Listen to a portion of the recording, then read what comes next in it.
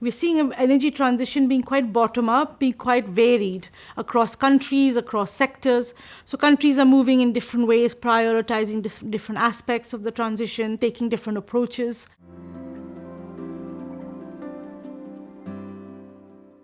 Mallika Ishwaran, Chief Economist for Shell International.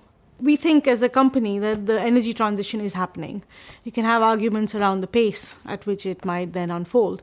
And that's creating a lot of opportunities in terms of what the future energy system would look like. So for us, we look quite carefully at what are those opportunities, where are they arising, the nature of them. And then we layer that with where is it that we think we either today have a competitive advantage or can build one. And that sort of is what is of interest to us as a company. One of the things we set out there is that in 2035, we want to be a leading integrated energy company. And that includes integrating in low carbon energy in different forms. And by 2050, we want to be a net zero emissions energy business. So those are our targets. And the question is, how do we transform our portfolio in ways that are still lucrative for us? So how do we develop new business models around low carbon that are also profitable? Industrial policy is in one way, in terms of the climate aspect, is a good thing. Because climate policy doesn't remain siloed as one part of your policy portfolio. We've always believed that changing the energy system will require policies across the spectrum. You need to have education policies and skills policies. You need to have, sort of industrial policy. You need to have energy, climate. All of these need to be sort of consistent with each other if you want to change and transform sort of how a society, how economy is using energy. And so in that sense, this development towards taking a more macroeconomic view of the energy transition is a good thing. And you see policies being much more integrated to do that. What we worry about is the nature of that industrial policy. So I think having industrial policy that turbocharges innovation is great, because that will accelerate the technologies we need down the cost curve. And that means deployment will then increase.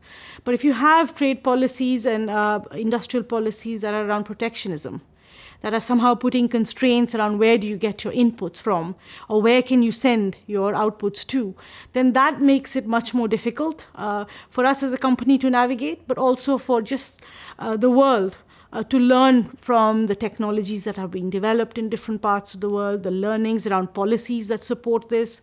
And so it just makes it much more challenging to drive the energy transition. So you're having this competition between US and Europe on this. China has been doing this for years and decades. So again, the key is what's going on amongst the world, in terms of promoting these kind of green transition policies. And I think that competition is good. It provides sort of the impetus and the momentum for countries to continue to innovate and etc.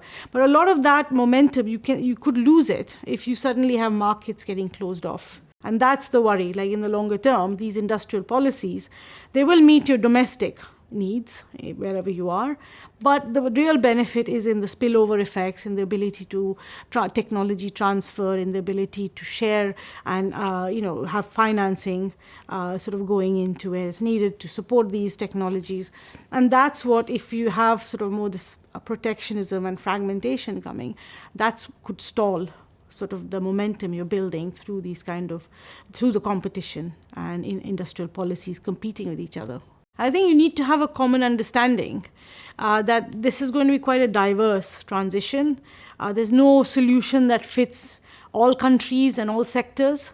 So you need to understand that. You need to sort of understand how the different solutions play together, so that in the end, in 2050, you are achieving sort of the goal of reducing emissions, net zero emissions, etc.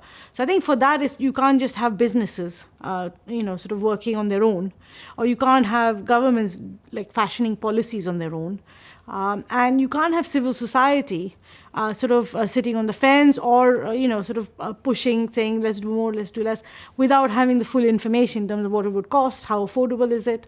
So I think you need all those three sort of elements of society working together, pulling in the same direction.